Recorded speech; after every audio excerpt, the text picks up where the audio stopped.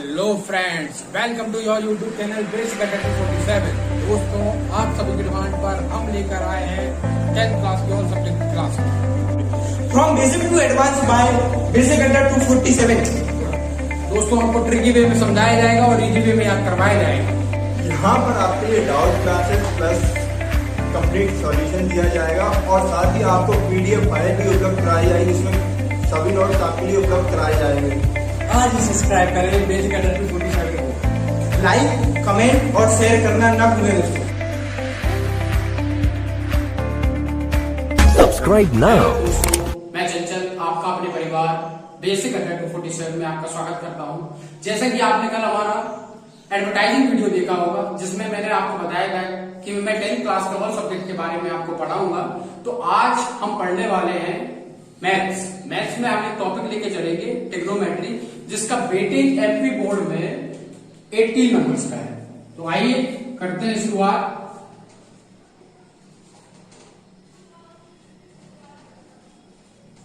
Trigonometry, जिसे हिंदी में बोला जाता है त्रिकोणमिति।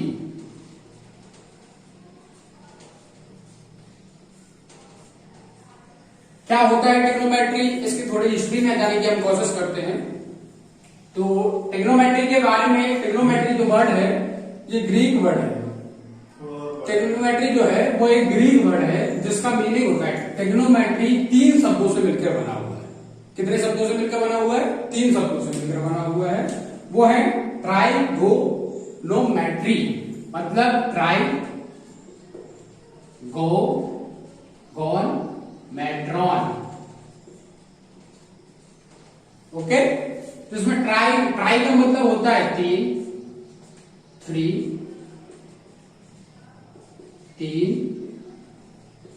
गॉन का मतलब होता है साइज,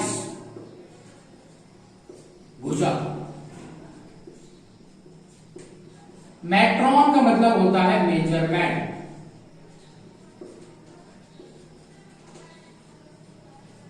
जिसे हिंदी में बोलते हैं माप। ठीक है, तो ये ग्रीक वर्ड, कौन सी लैंग्वेज का? अगर इसके ओरिजिन की बात की जाए तो ओरिजिन इसका ग्रीक से हुआ। ये ग्रीक भाषा का शब्द है। इसकी उत्पत्ति हिंदी में बोला जाता है उत्पत्ति ग्रीक से हुई। ठीक है, तो आपको समझ में आया होगा कि हम किस बारे में बात करने जा रहे हैं। तो अगर मैं इसकी जनरल डेफिनेशन आपको बताना चाहूं तो ट्रिग्नोमेट्री में क्या होता है, किसी भी त्रिभुज की तीनों भुजाओं और तीनों कोणों के अध्ययन को क्या कहा जाता है? ट्रिग्नोमेट्री कहा जाता है। अगर इंग्लिश में हम बात करें तो इंग्लिश में इसकी डेफिनेशन होगी, it is the study of triangle. Subscribe now and press the bell icon. English में डेफिनेशन होगी, it is the study of sides and angles of a triangle. Okay, लिखने की जरूरत है तो डेफिनेशन को मैं लिख के दिखा देता हूं आपको। It is the study of sides, all sides.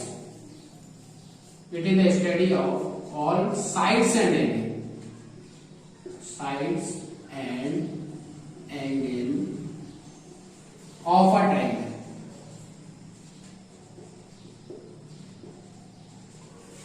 Okay, मतलब किसी भी त्रिभुज के तीनों कोणों और तीनों भुजाओं के अध्ययन को क्या कहा जाता है? ट्रिग्नोमेट्री कहा जाता है। Okay, Subscribe now. तो चलिए अब अपन इसको जानने की कोशिश करते हैं कि ट्रिग्नोमेट्री में हमें पढ़ना क्या क्या है, किस चीज के बारे में पढ़ना है और क्यों पढ़ना है, इसकी जरूरत क्यों है हमें, इसकी डेली लाइफ में हमारा इसके क्या यूजेस है, उसके बारे में हम डिस्कस करते हैं। तो ट्रिग्नोमेट्री जो है, जो इसमें ज्यादा कुछ वैसा नहीं है जैसा कि आप सोच रहे होंगे कि भाई मेरे को ज्यादा रटना होगा, ये करना होगा। बहुत ही इंटरेस्टिंग टॉपिक है और अगर आप इसको कॉम्पिटिटिव एग्जाम में लेके चलेंगे तो इसका वेटेज वहां भी रहता है। ऐसा नहीं है कि आपको 10th क्लास में पढ़ने के बाद कि भाई ये बस 10th ही पास करना है मेरे को, तो 10th के बाद मेरे को ये कभी लाइफ में कभी काम नहीं आएगा, तो ऐसा कुछ नहीं है। अगर आप इसको पढ़ेंगे, अच्छी शिद्दत से पढ़ेंगे, मन लगा के पढ़ेंगे, तो ये आपको लाइफ टाइम काम में आएगा, ये मैं आपको गारंटी देता हूँ। ठीक है, तो ट्रिग्नोमेट्री जो है इसका ज्यादा देखा जाए तो इस पे काम कैसे होगा, मतलब इस पे अपन को काम काम कैसे करेंगे, क्या चीज सीखेंगे इसमें, ठीक है। Subscribe now and press the bell icon. Never miss an update.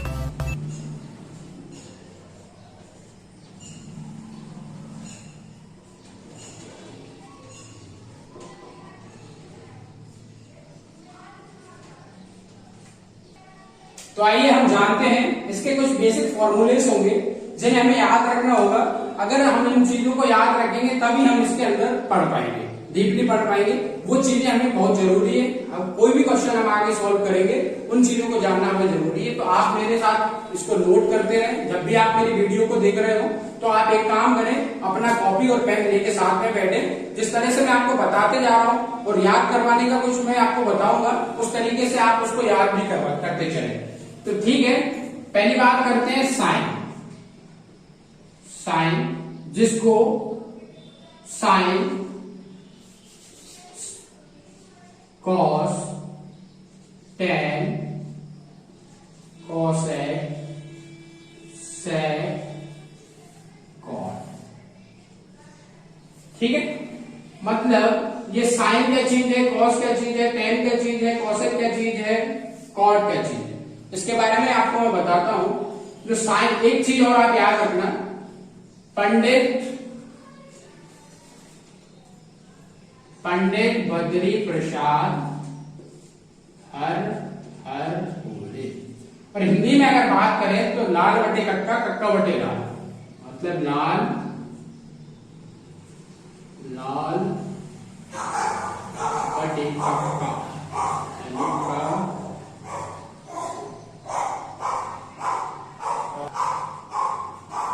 लाल बटे कक्का, ये आपको याद रखना है। ठीक है, तो ये क्या होगा, पंडित बद्री प्रसाद हर हर बोले, मतलब ये जो होगा P अपॉन H बनाएगा, क्या बनाएगा, साइन बनाएगा। P अपॉन H क्या बनाएगा, साइन बनाएगा। और B अपॉन H ये बनाएगा आपका कॉस। और ये परपेंडिकुलर अपॉन बेस ये मिलके क्या बनाएगा, टेन बनाएगा। ठीक है, ये आपको समझ में नहीं आया होगा, ये परपेंडिकुलर क्या है, हाइपोटेन्यूज क्या है, बेस क्या है, इसके बारे में मैं आपको और आगे बताता हूं। तो ये चीज आप बिल्कुल नोट कर लेना, मतलब पंडित बद्री प्रसाद हर हर बोले, ये आपको याद ही रखना पड़ेगा, तभी आप इस चीज को समझ पाएंगे।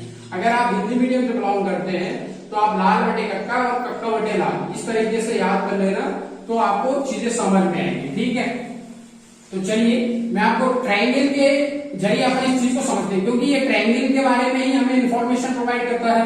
ट्रायंगल्स की साइड्स के बारे में हमें इंफॉर्मेशन देता है, एंगल्स के बारे में इंफॉर्मेशन देता है। तो अब एक ट्रायंगल तो बनाना पड़ेगा। अब वो ट्रायंगल भी क्या होगा, वो ट्रायंगल होगा right angle triangle. Right angle triangle क्या होता है, जिसका एक एंगल 90 डिग्री का हो, वो क्या कहलाएगा, राइट एंगल ट्रायंगल कहलाएगा।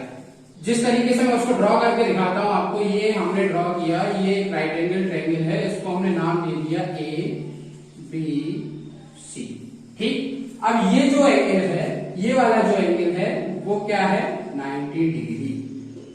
राइट एंगल ट्रायंगल की ये प्रॉपर्टी होती है, किसी भी ट्रायंगल को आप राइट एंगल ट्रायंगल नहीं कह सकते। राइट एंगल ट्रायंगल उसी को कहा जा सकता है, जैसे हिंदी में समकोण बोला जाता है, उसी को कहा जाता है जिसका एक एंगल क्या हो, 90 डिग्री। ठीक है, तो और ये जो एंगल, ये यहां पे भी 90 डिग्री, और पूरे ट्रायंगल का सम क्या होता है, 180 डिग्री होता है। मतलब angle A plus angle B plus angle C equal to 180 degree, जिसमें से एंगल B अकेला कितना है, 90 डिग्री है। तो ये जो एंगल, ये दोनों जो एंगल बचे, इन दोनों का सम भी क्या होगा, 90 डिग्री होगा, तभी तो 180 मिलेगा। मतलब एक एंगल तो 180 है ही, तो जो दो एंगल और हैं वो क्या होंगे, उन दोनों का सम क्या होगा, उन दोनों का योग क्या होगा, वो भी 90 होगा। ठीक है, चाहे वो 35:65 90 होगा, 35:55 का हो, या फिर 45 के एंगल हो, किसी भी तरह का एंगल हो, मतलब दोनों का सम क्या होना चाहिए, 180 डिग्री होना चाहिए। ये 70 डिग्री का हो सकता है, ये 30 डिग्री का हो सकता है, ये 40 डिग्री का हो सकता है, सॉरी ये कितने का हो सकता है, ये 30 डिग्री का हो सकता है, ये 50 डिग्री का हो सकता है, ये 40 डिग्री का हो सकता है। इस तरह से मतलब इन दोनों एंगल्स का सम कितना होना चाहिए, 180 नहीं सॉरी मतलब 90 डिग्री होना चाहिए। और और पूरे ट्रायंगल्स का सम कितना होना चाहिए 180 डिग्री होना चाहिए। ये बात आपको क्लियर है? जिस किसी को भी अभी ये चीज क्लियर ना हुई हो वो मैं आपको क्लियर करना चाह रहा हूं। देखिए जो भी एंगल जिस ट्रिग्नोमेट्री में हम बात करेंगे किसके बारे में, किसी भी ट्रायंगल के बारे में बात नहीं की जाएगी, यहाँ पर सिर्फ राइट एंगल ट्रायंगल्स के बारे में बात की जाएगी। जिसमें राइट एंगल ट्रायंगल्स की ये कितनी साइड होती है, एक ट्रायंगल में कितनी साइड होती है आप मुझे बताएं? 3 साइड होती है कि 1 2 3, मतलब साइड्स मतलब भुजा, एक भुजा, दो भुजा, तीन भुजा। उसमें एंगल्स कितने होंगे? 3 एंगल्स होंगे। तभी तो हमने डेफिनेशन में बोला था study of all sides and all triangles, ठीक है? तो मतलब इसमें 1 2 3 3 एंगल्स होंगे। और इसकी एक प्रॉपर्टी होती है राइट एंगल ट्रायंगल की कि इसके तीनों एंगल्स का सम, मतलब एंगल बी, एंगल ए और एंगल सी, इन तीनों का सम कितना होगा? 180 डिग्री होगा। अगर मैं बात करूं angle A plus angle C, इन दोनों का सम 90 डिग्री होगा। बिकॉज क्यों, ऐसा क्यों? मैंने तो अभी बोला कि 180 डिग्री होना चाहिए सम, पर मैं इन दोनों का सम 90 डिग्री क्यों बता रहा हूं? वो इसलिए बता रहा हूं क्योंकि राइट एंगल ट्रायंगल की प्रॉपर्टी होती है कि उसका एक एंगल कितना होना चाहिए? 90 डिग्री होना चाहिए। तो angle B is equal to 90 degree. तो इन तीनों को अगर मैं ऐड करूंगा, angle A, angle B, angle C, तो बनेगा कि नहीं बनेगा? 180 डिग्री। आप चाहे तो इन दोनों की वैल्यू यहां पुट करके देख रहे हैं, एंगल और एंगल सी 90 और बी 90, 180 इक्वल टू 180 आए। क्लियर? तो देखिए अब आगे बात करते हैं इसमें। ये बात आपको समझ में आ गई होगी। आप मेरे नोट करते रहे, चीजों को नोट करते रहे, तभी आपको चीजें समझ में आएंगी। और साथ साथ में इसका क्या करें, जैसे कि आपने आज इसको पढ़ा, आज पढ़ने के बाद इसको नोट करने के बाद इसका रिवीजन जरूर करें, क्योंकि ये चीजें आपको जब क्लियर तभी हो पाएंगी जब आप इसको खुद पढ़ेंगे, है ना? मेरे पढ़ाने से मैं आपको एक बार पढ़ा के चला जाऊंगा, मेरा क्या, पर आपको खुद पढ़ना पड़ेगा, आपको खुद मेहनत करना पड़ेगा। आप देख रहे हैं कि लॉकडाउन में किस तरह से काम चल रहा है, आप स्कूल कॉलेज कहीं नहीं जा पा रहे, कोचिंग कहीं नहीं जा पा रहे, तो आपको घर पे इतनी अच्छी सुविधा मिल रही है, तो क्यों ना आप कॉपी किताब लेके साथ में बैठे।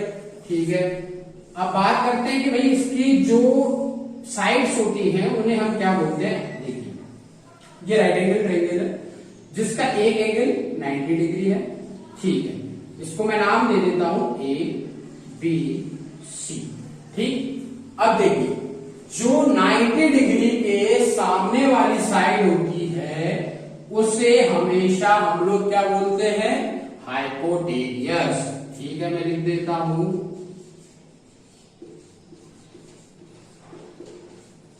हाइपोटेनियस। ठीक, जिसे हिंदी में बोला जाता है कर्व। ठीक, 90 डिग्री के सामने वाली जो साइड होती है, मतलब साइड्स कौन सी हो जाती है, उसको क्या बोलेंगे? हाइपोटेनियस बोलेंगे। ठीक, अब यहां पर ये जो एंगल होगा, ये इस एंगल मतलब मैं बोल रहा हूं 90 डिग्री, जिस पर 90 डिग्री बनाओ, जिस पर 90 डिग्री बनाओ उसे क्या बोलेंगे हम? परपेंडिकुलर।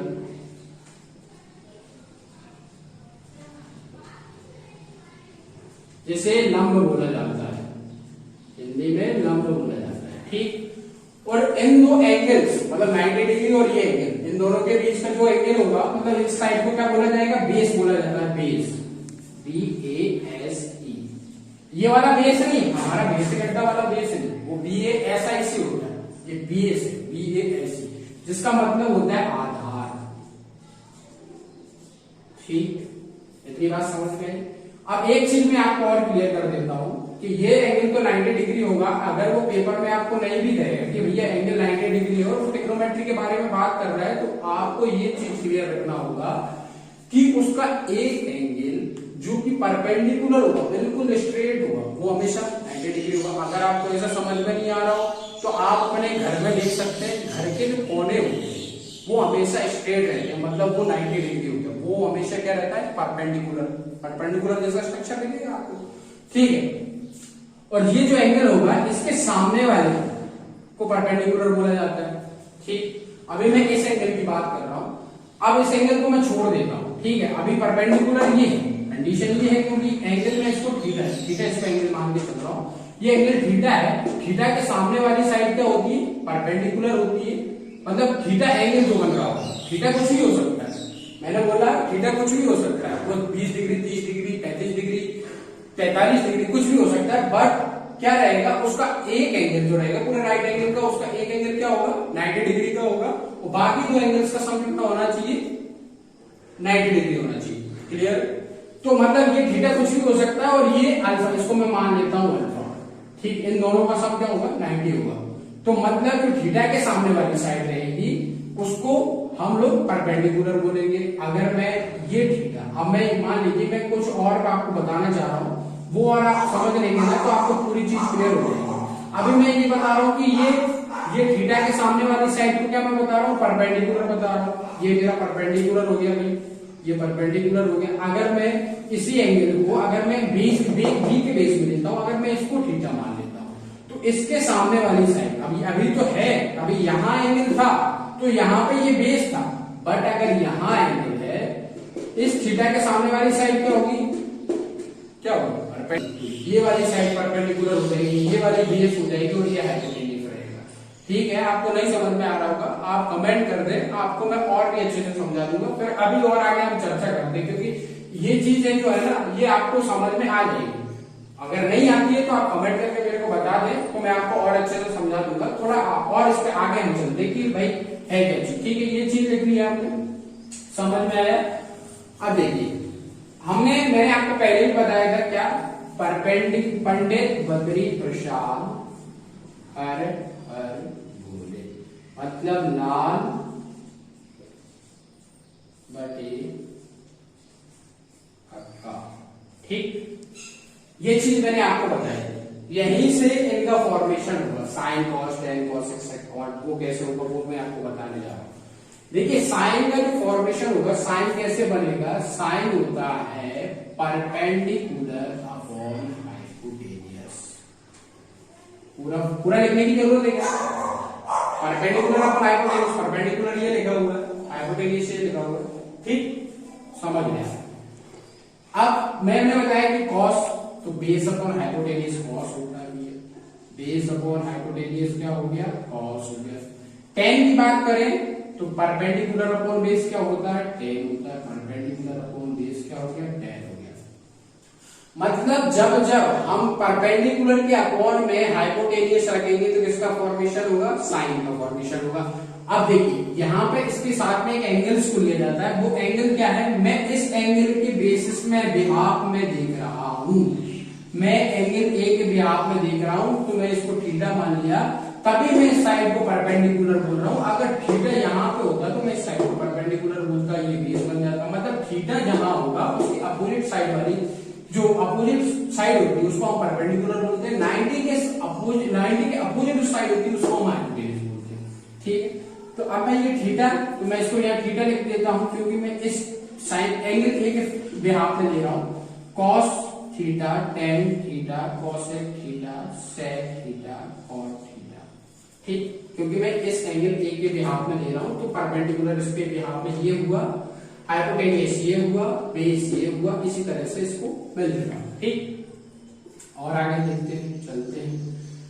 कॉसेक, अभी मैंने आपको सिर्फ यही बताया कि परपेंडिकुलर अपॉन हाइपोटेन्यूज साइन होगा, बेस अपॉन हाइपोटेन्यूज कॉस होगा, base upon perpendicular upon base क्या होगा?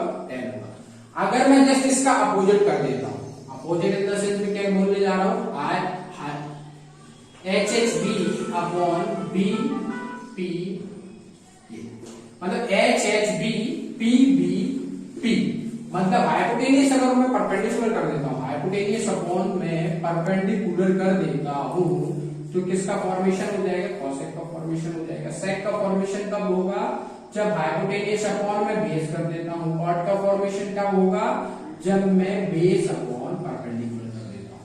मतलब सीधी सी सिंपल सी बात है यार कि साइन कॉस टेन तीन को याद रख लू। साइन का जस्ट अपोजिट क्या हुआ? साइन का जस्ट अपोजिट की बात, इसमें परपेंडिकुलर अपॉन हाइपोटेनियस था, इसमें हाइपोटेनियस अपॉन परपेंडिकुलर हो गया तो बन गया भैया कॉसेक, परपेंडिकुलर अपॉन हाइपोटेनियस को तो बना भैया साइन, इसका जस्ट अपोजिट कर दिया तो बना ये कॉसेक। ऐसे ही अगर मैं इसकी बात करूं तो देखिए बेस अपॉन हाइपोटेनियस बना क्या? कॉस। अगर मैं हाइपोटेनियस अपॉन बेस कर देता हूं तो बना सेक। और इसी तरह से अगर मैं इसको देखूं कि परपेंडिकुलर अपॉन बेस कर देता हूं तो टेन बनेगा, और अगर बेस अपॉन परपेंडिकुलर कर देता हूं तो क्या बनेगा भैया? कॉट। ठीक है, ये चीज आपको क्लियर हुई होगी। अब वो चीज आप समझे, ठीक है। इसके कुछ बेसिक, अब ये इसके कुछ फॉर्मूलेस भी होते हैं, फॉर्मूला भी होंगे इसके, वो मैं आपको लिख देता हूँ कि भाई इसका ऐसा ऐसा हो सकता है। वो चीज आप बिल्कुल याद रख लें। अगर वो चीज, ये चीज मैं आपको बता रहा हूँ ना, ये चीज आपको समझना पड़ेगा और नोट करना पड़ेगा, याद करना पड़ेगा, तभी अपन इस चैप्टर को पढ़ पाएंगे, अन्यथा नहीं पढ़ पाएंगे। अब देखो ये चीज तो आपको पता ही रखना पड़ेगा भैया कि 1+1 अगर 2 होता है, आपको ये आता है तभी तो आप मैथ को कर पाएंगे ना, नहीं कर पाएंगे क्या आप? अगर 1+1 2 होता है ये आपको पता होना चाहिए, तभी आप आगे चीजों को समझ पाएंगे। ठीक, तो उसी की वजह से मैं बता रहा हूँ। देखिए ट्रिग्नोमेट्री को अगर समझना है तो इन चीजों को समझना पड़ेगा। जिस तरीके से अगर मैथ को समझना है तो 1+1 = 2, 1 - 1 = 0, है ना? तो इस तरह से चीजों को, जैसे आपने बचपन से मैथ को पढ़ा, अब ट्रिग्नोमेट्री मुझे नहीं पता आपने पहले पढ़ी हो, मेरे को लगता है पहले भी पढ़ी होगी आपने, छोटी मोटी पढ़ी होगी, पर आपको अगर याद नहीं आ रहा तो मैं बिल्कुल बेसिक से लेके चल रहा हूँ, हर चीज आपको क्लियर समझ में आएगी। ठीक, कुछ इसके इंपोर्टेंट फॉर्मूलेस की बात कर लेते हैं। फिर इसके बाद ये चीज आप जब याद कर लेंगे ना, तो फिर हम लोग क्वेश्चन लगाना स्टार्ट करेंगे, इसके किस तरह से क्वेश्चन को सॉल्व किया जा सकता है। और इसका जो मैं आपको बता रहा हूँ, ये ट्रिग्नोमेट्री का जो वेटेज है, इसके मार्क्स की बात की जाए तो ये आता है 18 नंबर का। आपके पेपर में कितने नंबर का आता है? 18 नंबर, 18। हाँ, तो अब इसके हम कुछ इंपोर्टेंट फॉर्मूलेस देख लेते हैं, वो आप थोड़ा याद रखिएगा, क्योंकि इस चीज को समझने के लिए जैसे मैंने बताया भी है, वो चीज समझना पड़ेगा आपको, तभी आप आगे बढ़ पाएंगे। किसी भी चीज को समझने के लिए आपका कंसेप्ट क्लियर होना चाहिए, तभी आप आगे बढ़ पाएंगे। तो ठीक है, इसका हम पहला फॉर्मूला देख लेते हैं कि पहला फॉर्मूला, मैं सीक्वेंस बाय सीक्वेंस नहीं लिखता हूँ, चलो आप सीक्वेंस का टेंशन ना लो, मैं आपको बता दूंगा। साइन थीटा, साइन थीटा क्या होगा भैया? होता है परपेंडिकुलर अपॉन हाइपोटेन्यूज, और इसको क्या लिखा जा सकता है? 1/cos theta. ठीक, cos थीटा क्या होता है? cos थीटा होता है हमारा बेस अपॉन हाइपोटेन्यूज, तो बेस अपॉन हाइपोटेन्यूज। cos को क्या लिख सकता हूं मैं? 1/sec theta. tan theta, tan theta क्या होता है भैया? tan थीटा होता है परपेंडिकुलर अपॉन बेस, तो परपेंडिकुलर अपॉन बेस लिखा भैया, और इसका जस्ट अपोजिट होता है 1/cot थीटा। ठीक, और इसके दो फॉर्मूले और होते हैं, वो आपको मैं अलग से बताऊंगा। अब इसी तरह से अगर मैं cosec की बात करूं, cosec थीटा, cosec थीटा क्या होगा? हाइपोटेनियस अपॉन बेस, मतलब जस्ट इसका उल्टा, तो ये आ जाएगा, तो मतलब hypotenuse upon perpendicular, hypotenuse upon perpendicular क्या अपना cosec, तो इसको मैं लिख सकता हूं 1/sin थीटा। अब ये कैसे आया वो आपको समझना है, एक काम करिए, इसको रिवर्स करिए, इसको रिवर्स करिए, तो इसको भी रिवर्स करिएगा, तो ये आ जाएगा 1/, मतलब भाई इसको अगर आप ऊपर ले जाएंगे इस तरह से, इसको ऊपर ले जाएंगे इस तरह से, तो इसके अपॉन में क्या है? 1, तो इसको भी अगर आप ऊपर ले जाएंगे तो 1/sin थीटा बनेगा कि नहीं बनेगा? तो इस तरह से ये फॉर्मूला आया समझ में? cosec sec theta, sec theta क्या होता है? बेस अपॉन हाइपोटेनियस, तो मतलब हाइपोटेनियस अपॉन बेस बनेगा आपका, हाइपोटेनियस अपॉन बेस बनेगा क्या? sec theta. तो ये लिख सकता हूं मैं इसको 1/cos थीटा।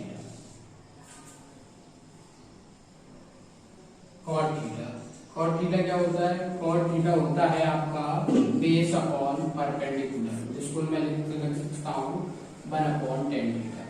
ये कुछ इंपोर्टेंट फॉर्मूले, इनको आपको याद रखना पड़ेगा। मतलब इस चीज का यूज कब आएगा? इस चीज के जो मैंने perpendicular upon hypotenuse, base upon hypotenuse, इस चीज का यूज जब आएगा जब हम इनके एंगल्स के बारे में, कुछ एंगल्स जैसे क्वेश्चन में कुछ एंगल्स दिए होंगे, तो मतलब कह सकता है कि भैया साइन थीटा अगर आपको इतना दिया हुआ है, cos थीटा इतना दिया हुआ है, तो आप इसका बेस बताएं, या फिर कह सकता है कि इसका ये एंगल्स कितना होगा, ये एंगल्स कितना होगा, वो हम लोग क्वेश्चन में डिस्कस कर लेंगे।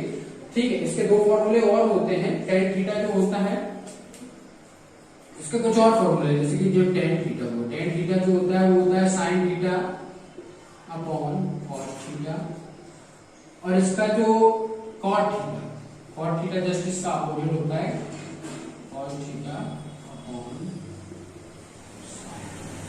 ठीक, ये फॉर्मूले आप नोट कर लें, और इसके बाद थोड़े कुछ और फॉर्मूले वो आपको मस्ट याद करना पड़ेगा, उनको हम प्रूव भी करेंगे, वो आपके पेपर में भी आते हैं ना, पेपर में आते हैं, आपने नोट कर लिया होगा। ठीक है, मैं इसको रफ कर देता हूँ, अगर नहीं किया होगा तो वीडियो को पॉज करके आप उसको कर सकते हैं। और इसके कुछ और इम्पोर्टेंट फॉर्मूले हैं, उनको आप जरूर याद रख लीजिएगा। इसके बाद फिर हम नेक्स्ट क्लास में जब भी मिलेंगे तो हम इसमें डायरेक्ट क्वेश्चन लगाना स्टार्ट करेंगे, क्योंकि पहले से मैं चीजों को इसलिए क्लियर करके चल रहा हूँ कि आपको समझ में आए। समझ में तभी आएगा जब इस चीज को आप याद कर लेंगे ना।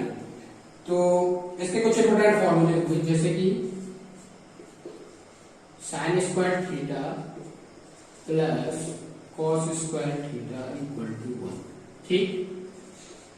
सेक square theta minus tan square theta equal to 1, ये हो गया cosec square theta minus cot square theta equal to 1, ठीक। अब इनसे कई सारे फॉर्मूले बन सकते हैं, मतलब ये 1 हो गया, ये 2, ये इतनी चीजें आपको याद रखना पड़ेगी, ठीक।